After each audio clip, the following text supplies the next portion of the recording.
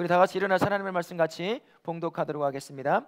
이사야 43장 14절에서 21절까지의 말씀입니다. 우리 서로를 향해서 이 한 해 새로운 해 예수님 때문에 행복하십시오라고 인사하도록 하겠습니다.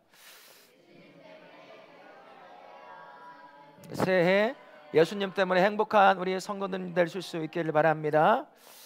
오늘 본문에 보니까 21절에 우리가 잘 알고 있는 말씀이 있죠. 뭐라고 말씀하시고 계십니까? 이 백성은 내가 누구를 위하여? 나를 위하여 창조하였나니 뭐라고요? 나를 찬송하게 하려 함이니라 라고 말씀하고 있습니다. 하나님의 형상으로 창조된 모든 사람들은요, 죄의 유무를 떠나서 모두가 다 하나님을 찬송하는 자가 되어야 합니다. 죄가 들어왔다고 하나님을 찬송하지 않는 것이 아니에요. 모든 사람, 하나님의 형상으로 만들어진 사람이라고 한다면, 짐승이 아니라고 한다면 하나님을 찬송하는 것이 너무 당연한 것이다 하는 겁니다. 비록 우리 안에 죄가 들어와서 하나님을 발견하지 못해요. 그래서 하나님을 찬양하지 못하는 것뿐이지, 원래대로 따진다면 모든 하나님의 형상으로 만들어진 사람들은 하나님만을 찬송하게 되어 있다라는 것이죠.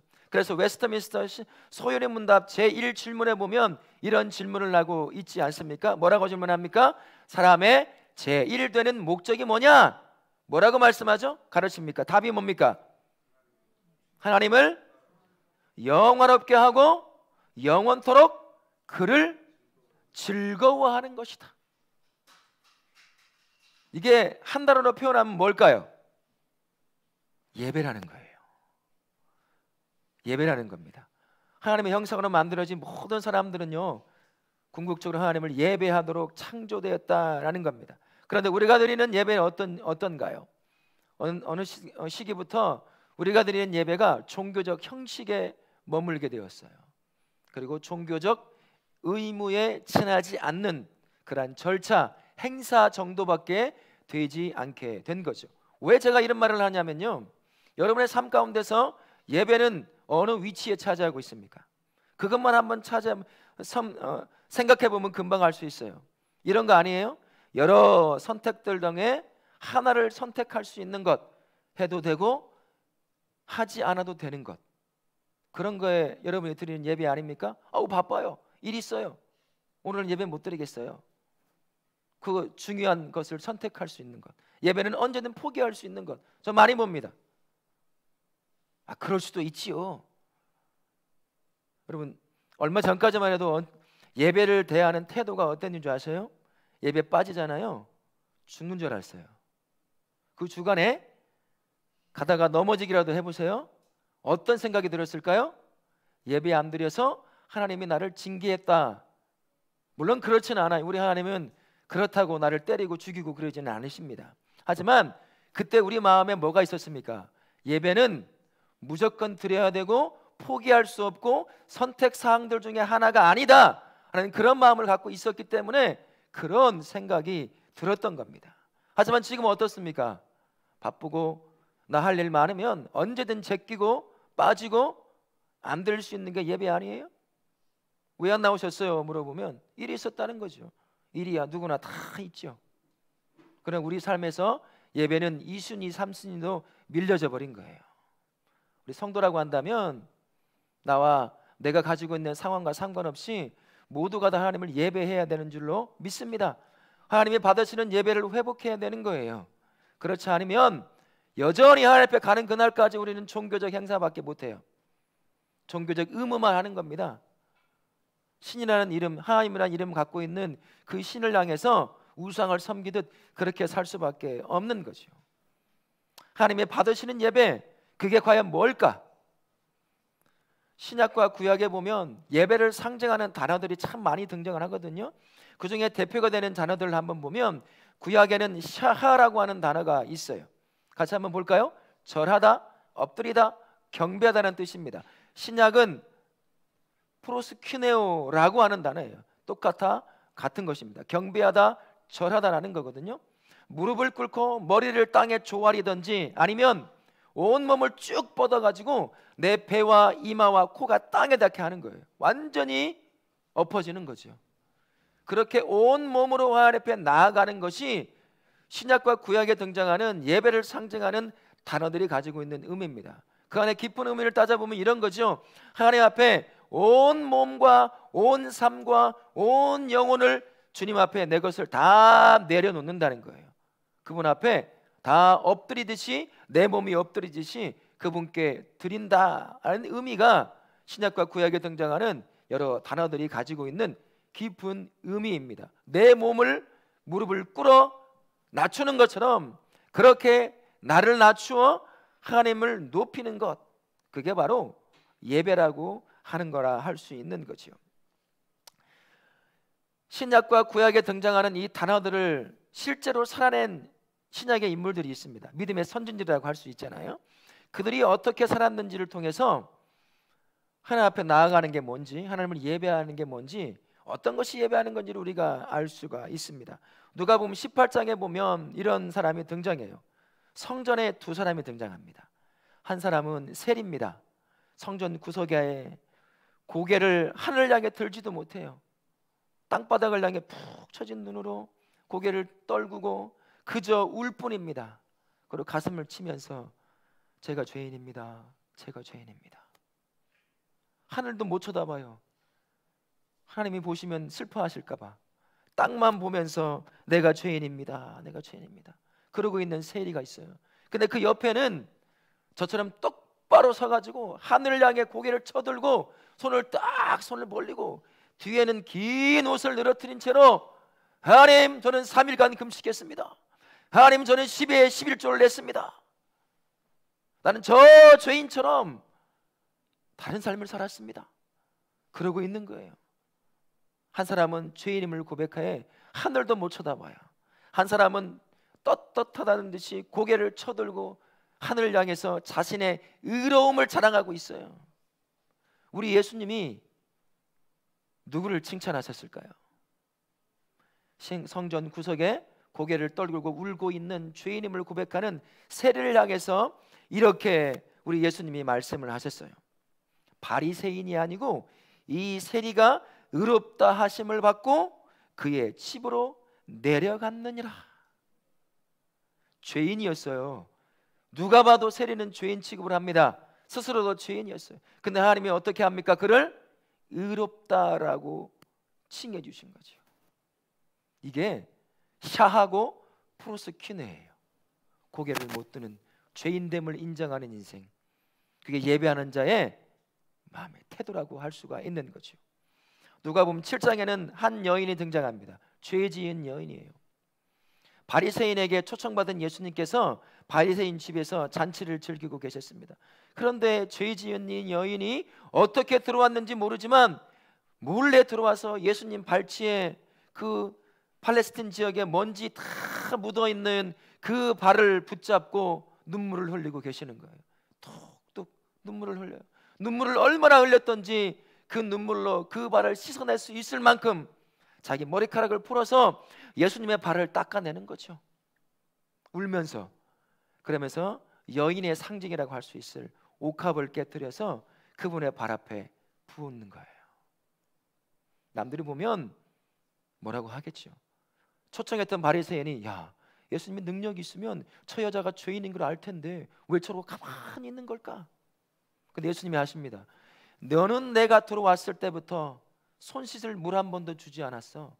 나를 환영하고 안아주지도 않았지. 근데 이 여인은 내가 들어오자마자 내 발에 눈물을 흘리며 자기의 머리칼로 닦고 옥합을 깨뜨렸던 자야. 이 여인을 향해서 예수님께서 이렇게 말씀하십니다. 내 죄 사함을 받았느니라. 내 믿음이 너를 구원하였느니라. 그 잘난 바리새인, 잘 살았다고 주장하는 바리새인, 그는 구원받았단 말 한 번도 못 들었습니다. 하지만 자신이 죄인됨을 알고 예수님 앞에 얼굴도 들어서 예수님의 얼굴도 못 보는 그 눈물 흐리는 이 여인을 향해 구원받았다라고 예수님이 칭해 주는 것을 볼 수가 있는 거죠. 이게 바로 구약에서 말하는 사하입니다. 신약에서 말하는 예배를 상징하는 프로스퀴네오예요. 그분 앞에 그분의 발치에 엎드리는 삶, 그게 예배라고 하는 겁니다. 누가복음 7장에도 10장에도 이런 사람이 등장합니다. 여러분 잘 아시는 나사로의 두 여동생이 있죠? 마리아가 등장합니다. 예수님께서 초청받아 그 나사로의 집에서 음식을 먹으시려고 마리아는 그런데 그 예수님의 발치에 앉아 있어요. 언니 마르다가 음식 좀 준비하는데 예수님 동생 좀 보내주세요. 혼자 예수님 발치에 앉아서 예수님 말씀 듣고 있으니까 시기가 났던 모양이에요. 근데 마리아는 그걸 포기하지 않습니다. 예수님 발치에 앉아서 예수님께서 하시는 그 모든 말씀을 꿀 떨어지는 눈으로 예수님을 바라보고 있는 거예요. 언니가 뭐라고 하건 오빠가 뭐라고 하건 잔치에 초청받은 사람이 뭐라고 하건 아무는 중요하지 않아요. 지금 나를 향해 말씀하시는 예수님이 중요한 거예요. 예수님의 말씀이 중요했던 겁니다. 근데 그분의 발치에 앉아서, 이것도 있을 수 없는 일이거든요. 유대 남자의 곁에 여자가 앉아 있다는 건 안 되는 일이었어요. 하지만 그건 중요하지 않았습니다. 그분의 발치에 앉아서 그분이 주시는 그 생명의 말씀을 듣고 있는 거죠. 그 여인을 향해서, 마리아를 향해서 마르다한테 뭐라고 예수님이 말씀하는지 아시요? 한번 제가 말 읽어봐 드릴게요. 마리아는 이 좋은 편을 택하였으니 뭐 한다고요? 빼앗기지 아니하리라. 예수님의 발치에 자신을 낮추고 그분이 하시는 말씀을 귀담아 마음을 열고 그분만의 주시는 말씀을 마음에 새기고 있는 이 여인의 삶의 자세가 바로 구약에서 말하는 샤하입니다. 신약에서 예배를 상징하는 단어인 프로스큐네오예요. 예수님 앞에 고개를 들고 스스로 의롭다고 얘기할 사람은 아무도 없는 거죠. 그분 앞에 자신을 낮추는 겁니다. 그리고 그분을 높이는 거죠. 이 세 명의 믿음의 선진들의 모습의 공통점이 그거예요. 자신을 그분 앞에 낮추더라는 것입니다. 이게 샤하고 이게 바로 프로스큐네오입니다. 이게 바로 하나님이 받으시는 예배가 되는 거예요.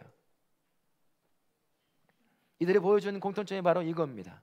자신을 크게 낮추고 하나님이신 예수님만을 높이는 것, 이게 우리가 드려야 될 예배라고 할 수가 있는 거예요. 이게 예배의 핵심이요, 이게 예배의 본질이라 할 수가 있습니다. 예배의 핵심과 본질을 더 명확하고 완벽하게 보여주는 분이 계십니다. 예수님이라고 하시는 분이죠. 사도 바울은 이 예수님의 본을 이렇게 말씀합니다.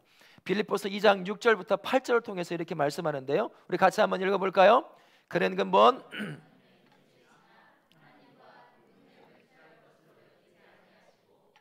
오히려 자기를 비워 종의 형체를 가지사 사람들과 같이 되셨고 사람의 모양으로 나타나사 자기를 낮추시고 죽기까지 복종하셨으니 곧 십자가에 죽으심이라.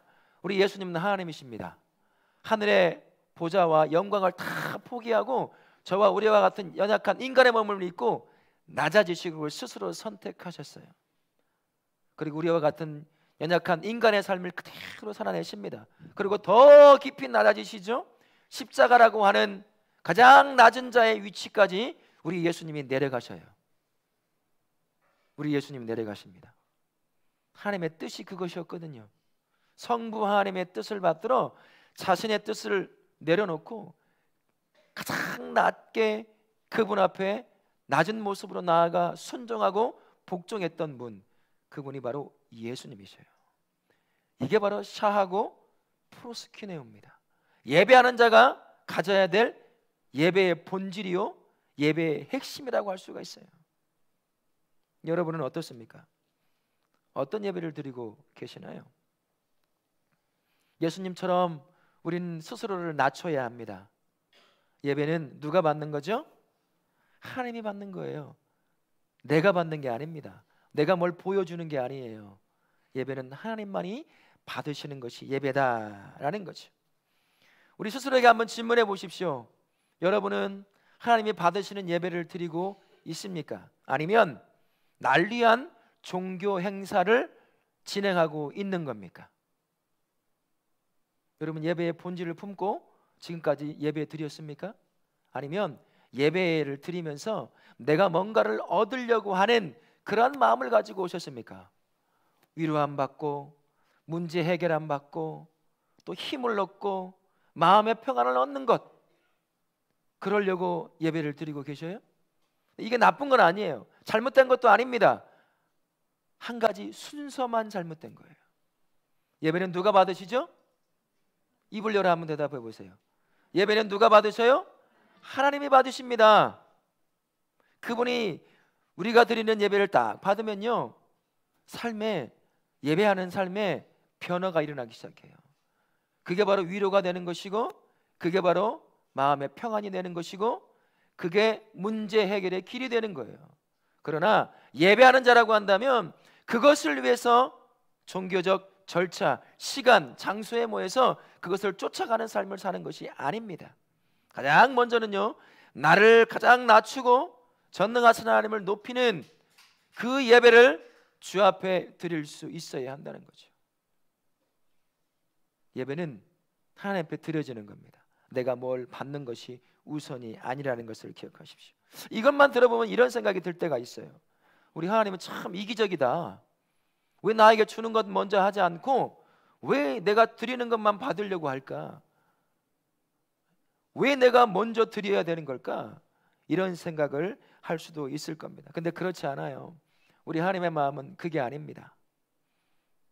우리는 원래 우리가 하나님을 예배하지 않아도 우리 하나님은 스스로 예배 받으시는 분이에요.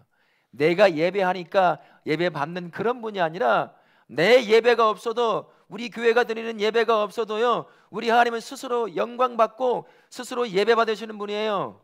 나 필요 없어요. 내가 있으니까 예배하니까 하나님 예배 받는다? 전혀 그렇지 않습니다. 이 돌들로도 예배하게 할 수 있어요. 우리 하나님은 지나가는 새가 노래의 하나님을 예배하게 만들 수도 있습니다. 그런데 연약한 저와 우리를 선택해서 예배하게 하셨어요. 우리가 아무리 예배를 아름답게 꾸며서 준비하여 드린다고 한들 우리 하나님이 받으시는 예배의 그 기준에 충족시킬 수 있을까요? 여러분, 지난 6일간의 삶을 살아오셨잖아요. 예배 받기 합당한 삶 살아오셨어요? 예배 받기 합당한 삶 살아오셨습니까? 하나님이 그걸 기뻐하실 것 같아요. 여러분이 하나님이 되셔서 누군가 예배를 드리는 그 삶, 내 삶을 바라보십시오. 받을 만한가? 없어요. 그런데도 우리 하나님은 그 상처투성이 있는 삶을 모아 하나님을 예배하려고 할 때 그 예배를 기뻐 받으시는 분이시에요. 왜 그럴까요? 여기에 하나님의 마음이 숨겨져 있습니다. 여기에 예배를 드리기 위해 낮춘 자의 그 낮아짐의 반전의 역사가 여기 있는 거예요. 우리 예수님이 그걸 보여줍니다. 자신의 낮아짐이 왜 낮아짐이었는지를 보여줘요. 빌립보서 2장 9절부터 11절 말씀에 이렇게 말씀해요. 같이 한번 읽어보겠습니다. 이러므로 하나님이 그를 지극히 높여 모든 이름 위에 뛰어난 이름을 주사, 자들로 모든 무릎을 예수의 이름에 입으로 예수 그리스도를 주라 시인하여 하나님 아버지께 영광을 돌리게 하셨느니라. 예수께서 십자가의 죽음까지 낮아지는 그 낮아짐을 통해서 자신은 사라져가는 것 같지만 누구를 높였어요? 성부 하나님을 높였습니다. 바로 이겁니다. 예배하는 자가 자신을 땅바닥까지 낮추면요, 우리 하나님이 어떻게 하실까요? 다시 그를 높이시는 거예요. 우리 하나님의 마음이 그겁니다. 왜 네가 낮아져 나를 예배해야 되느냐? 다시 네가 스스로 올라갈 수 없는 그 높이까지, 아이 좀 잡아주세요. 올라갈 수 없는 자리까지 이 아이를 높이시기 위해서 낮아지는 예배를 통해 자신 앞에 나오게 하시는 겁니다. 이게 바로 우리 하나님이 예배하는 우리를 향해 가지고 계신 마음이에요. 우리 하나님이 우리를 높여주시는 그 실제적인 모습이 뭐겠습니까? 우리가 방금 읽었던 우리 본문 말씀 한번 보세요. 본문에 보면 14절부터 20절 말씀해 보십시오. 하나님이 자신이 누군지, 출애굽하는 이스라엘 백성을 향해서 어떤 역사를 일으켜내셨는지를 보여주십니다. 그게 다 뭐냐면 그의 백성들과 동행하는 삶이었습니다. 그들이 걸어가야 할 40년이라는 광야 동안 누구도 죽이고 침범하지 못하도록 하나님이 그들과 함께 동행해 주셨어요. 그들이 누군데요? 노예 출신이에요. 그렇게 살다가 죽어도 아무도 말하지 못할 그러한 사람들이었단 말입니다. 그러나 전능하신 하나님이 그 연약한 자들과 동행해 주시는 겁니다. 그만큼 높여짐이 어디 있겠습니까? 그것뿐인가요? 그들을 살려내십니다. 그들을 회복해내셔요. 그들을 지켜내십니다. 그 이야기를 하는 거예요. 내가 새 일을 행하리라. 그게 하나님께서 자신을 향해 낮추어 예배하는 자들을 다시 이렇게 세우는 그 실제적인 모습이라는 거예요. 우리 하나님이 자신 앞에 나와 우리 스스로를 낮추고 하나님을 예배하게 하는 것, 바로 우리를 다시 높여주기 위함입니다. 우리를 다시 세워주기 위함이에요. 세상은 우리를 뭐라고 한다고? 여러 가지 삶의 문제로 짓눌려 있지만, 그러나 우리 하나님 앞을 예배할 때 우리 하나님 우리를 다시 회복시키십니다. 다시 살려내십니다. 다시 일으켜내시죠. 바로 그것을 위해서 우리로 하여금 우리를 낮추고 하나님을 예배하게 한다라는 말입니다. 우리 성도님들은 어떤 예배를 드리고 계십니까? 여러분의 삶의 현장에서 어떤 예배를 드리고 계셔요? 그리고 지금 공동체 예배를 드리는 여러분의 마음은 어떠하십니까? 우리의 예배는 나를 낮추는 예배가 될 줄 믿습니다. 내가 뭔가를 얻으려고 마음 평안함, 위로함, 이런 것을 얻는 것이 우리가 드리는 예배가 아니에요. 그건 우리 하나님 나를 높여주실 때 우리에게 따라오는 은혜의 열매일 뿐입니다. 하나님이 지금도 찾으시는 예배자는 누구냐면 자신을 낮추는 사람이에요. 아무것도 아닌 인생 살아왔는데 그 인생을 두고 하나님을 예배할 때 우리 하나님은 기뻐 받으십니다. 그리고 무너졌던 그의 삶을 다시 일으켜내는 거죠. 다시 살려내는 겁니다. 회복해내시려고 하는 거예요. 그래서 바쁜 시간을 뒤로하고 피곤함을 물리치고 이것저것 삶의 문제를 내려놓고 우리 하나님 앞에 나오는 거예요.